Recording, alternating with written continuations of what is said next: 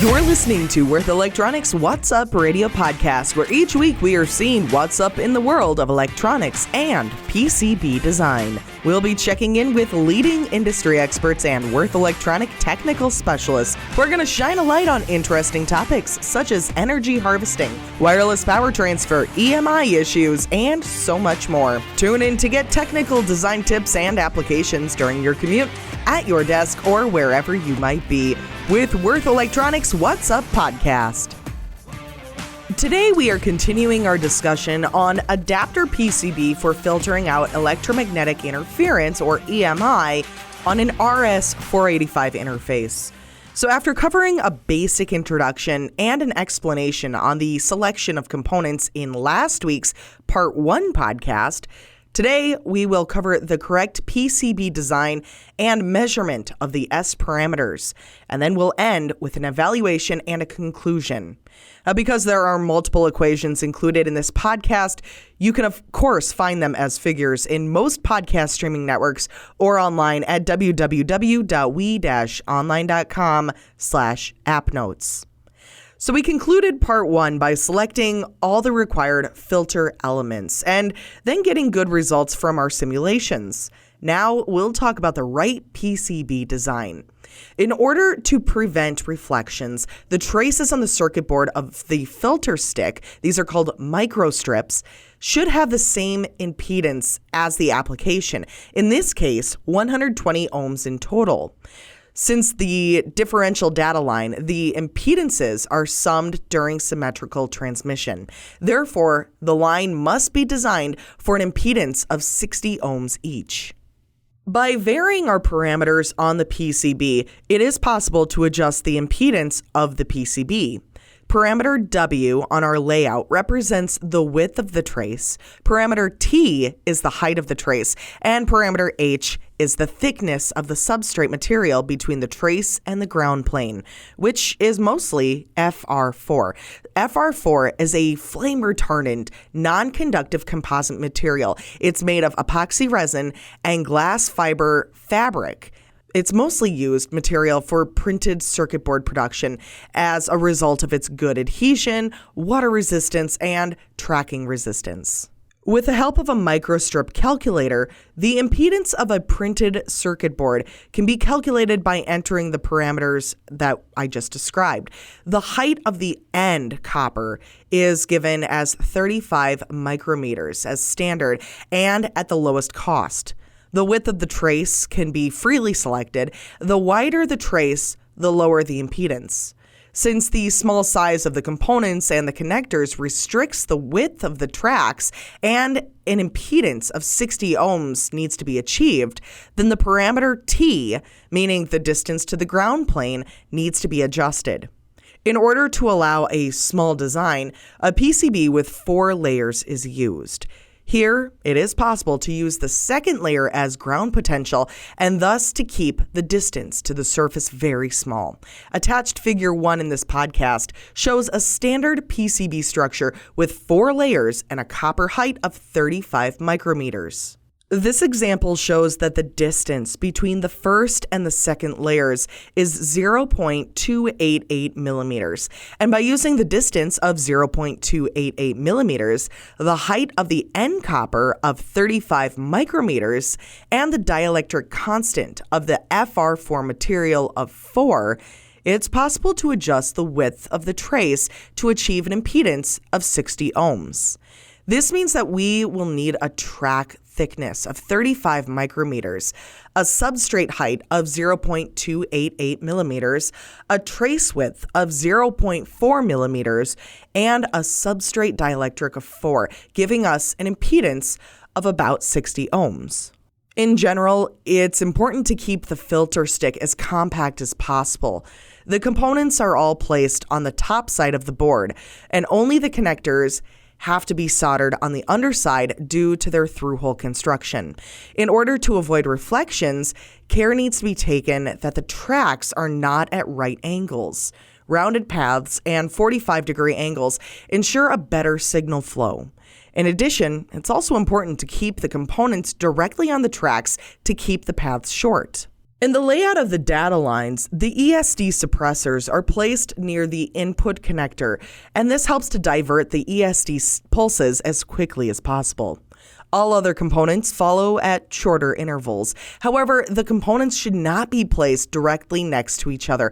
Otherwise, you could have undesired capacitive coupling. Both data lines should have the same length due to the symmetrical signal transmission. Plated through-hole vias are used for connection to ground. They are placed next to the pads, and they form a conductive connection to the underside of the board, and this represents the ground potential. In the layout of the supply voltage line, the 2 pins, 6s, are connected with a straight line. Because of the same principle that we just explained, the components are placed directly on the line. Due to the available space, several vias are attached to the capacitors in order to make the connection to the ground potential as low impedance as possible. Both pin 5s and the housing surface are connected to ground. The black edges represent the space required by the protruding D-sub connector. Now we'll talk about the S parameter measurement. First, the transmission characteristics of the data lines A and B are measured, and this is for differential and common mode transmission. The aim of the measurement is to prove that the filter stick allows unattenuated transmission of all signals in the frequency range up to 6 MHz according to RS-485 standards during differential signal transmission, and it filters out unwanted signals with higher frequencies. Common mode signals should be attenuated over the entire frequency range without exceptions. So based on our calculations and the simulation, the signal up to 6 MHz should be able to pass almost undamped. The attenuation should then begin and reach an attenuation of -3 decibels at 15 MHz. In the measurement result of the mixed node S parameter, SDD21, our marker point 2 is at 6 MHz, and it shows an attenuation value of -0.63 decibels, indicating that at the highest possible transmission frequency, approximately 93% of the signal is transmitted undamped. Typically, the attenuation for successful transmission should be lower than the cutoff frequency, which is generally defined as -3 decibels. Our marker point 3 at 15 MHz shows an attenuation value of -2.59 decibels, which corresponds to a transmission ratio of 74.2%. As the frequency increases, the attenuation also increases continuously, with the exception of some resonances, up to a value below -80 decibels. In addition to investigating the attenuation behavior during push-pull transmission, the behavior towards common mode signals must also be investigated. In our example, we see that this signal is attenuated from the beginning of the frequency range represented. According to marker point 1, the attenuation at the calculated cutoff frequency is around -21.8 decibels. From 50 kHz, the attenuation is always below -20 decibels, and this corresponds to a transmission ratio of less than 10%. In the next step, the transmission properties of the supply voltage line are presented. To measure these, a 2-port measurement is necessary.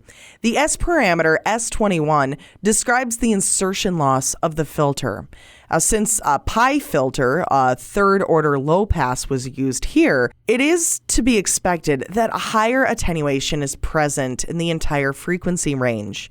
The attenuation at the beginning of the frequency range is approximately -10 decibels. At our marker point 1, which is 62.5 kHz, the attenuation is already -19.82 decibels. The attenuation reaches a maximum value at near 2 MHz with a value of around -95 decibels.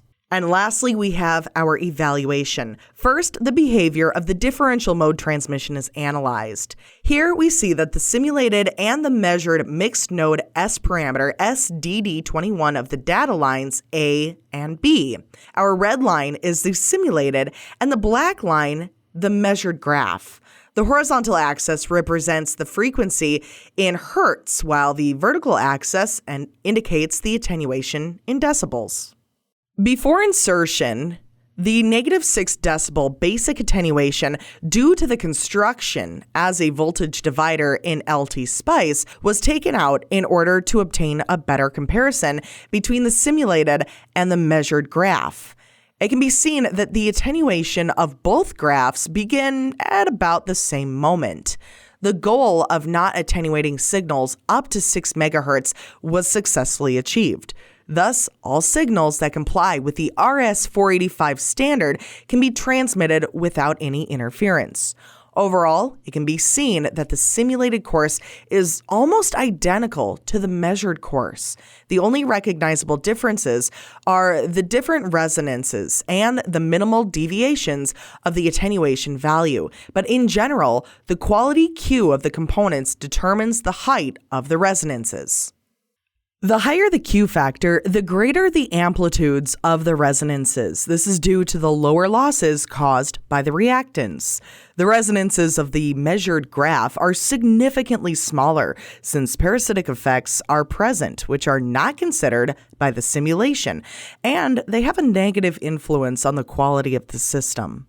The small deviations of the damping values can be explained by component tolerances. Since the two graphs are almost identical, the real structure of the filter circuit achieves the desired property of allowing signals relevant for the data transmission of the RS-485 standard to pass undamped. Signals with higher frequencies are attenuated to prevent interference in data transmission. Next, the simulated and measured behavior of the common mode signals is compared using the same principle. In our simulation, the curves of both our graphs are also very similar, up to approximately 300 megahertz. The resonance points are located at nearly the same places, but are differently pronounced. As we talked about earlier, this can be explained by influences of the quality of the system. Furthermore, the LT Spice models used are only simplified replicas of the real components, and they may show deviations from the real behavior. The deviations of the damping values and resonances in the action range of the common mode choke can be explained by inductance tolerances of the component. In the frequency range above 300 MHz, increased resonances occur due to coupling of the parasitic capacitances of the circuit board and the components. Overall, the measurement confirms that the circuit offers sufficiently high attenuation over the entire relevant frequency range compared to our common mode signals. The calculated frequency of 62.5 kHz also achieves an attenuation of -21.8 decibels. However, the fact that this is below the expected value of -23.8 decibels can be explained by the tolerances of the inductance value of the common mode choke. Already from a frequency of 50 kHz, only attenuation values below -20 decibels are achieved. The comparison shows that the real structure of the filter circuit comes very close to that of the simulation and exhibits extremely satisfactory attenuation compared to the common mode interference. The circuit shows the desired result for both common mode and differential signals and is therefore verified to use in filtering the data lines of the RS-485 standard. The simulation and measurement results of the supply voltage line are also compared. Here, the -6 decibels basic attenuation of the simulation model was also taken out to provide a better comparison. Both graphs have an almost identical curve at the beginning. Only a few decibels difference in the attenuation values separate these two graphs. A very clear difference can be seen at a frequency of 2 megahertz. The simulation graph decreases to a value near -150 decibels, while the measured graph reaches a maximum attenuation of -95 decibels. Attenuation values of -95 to -150 decibels are very high. The high filter attenuation of more than 85 decibels in the frequency range above approximately 1 megahertz. This means a high decoupling between the filter input and the filter output. However, it also means that even the slightest parasitic capacitive coupling of the conductor tracks, component connections, the front sides of the connection pads, and the connector connections is noticeable, and this leads to overcoupling of the filter and to resonances. Now, despite the deviations from the simulation result, the measurement shows a really good filter behavior because there is a sufficiently high attenuation over the entire frequency range. This ensures that all AC voltages are filtered out of the supply voltage and that only one DC voltage is transmitted. As we talked about before, the applied DC voltage reduces the capacity of the capacitors. The current flowing through the filter reduces the inductance and shifts the resonant frequency of the choke. The black curve shows the measurement without DC bias, and the red curve shows the measurement with a DC bias of 5 volts and 200 milliamps. It can be seen that the first resonance shifts to a higher frequency, and this is because the resonant frequency of the surface mount ferrite increases with increasing current, and the inductance decreases. The reduced capacity of the two capacitors due to the applied voltage of 5 volts lead to a slightly lower filter attenuation, which is still very high despite the DC bias influence. The measurement, therefore, shows that even under practical conditions with DC bias effects, a satisfactory attenuation result can be expected over the measured frequency range. The goal of achieving high attenuation values over a wide frequency spectrum has therefore been achieved. Since the measurements of the supply voltage line have also shown satisfactory results, it's confirmed that the design filter circuit reliably attenuates undesired signals, interference, and ESD influences without affecting the RS-485 transmission standard. Now, all initial targets have been successfully achieved. In order to optimize the EMC behavior of an application, it is possible to check whether the circuit leads to the desired results by simply plugging it in. If this is the case, then the complete design can be implemented into the application. Attached images are available in most podcast streaming networks. To view all images, visit www.we-online.com/podcast. To download the complete application note we discussed today, visit Worth Electronic online at www.we-online.com/appnotes. You're listening to Worth Electronics What's Up radio podcast, and each week we are seeing what's up in the world of electronics and PCB design. We'll be checking in with industry experts and Worth Electronic technical specialists who will shine a light on our topics like energy harvesting, wireless power transfer, EMI issues, and so much more. Tune in to get technical design tips and applications during your commute, at your desk, or wherever you might be with the Worth Electronics What's Up podcast.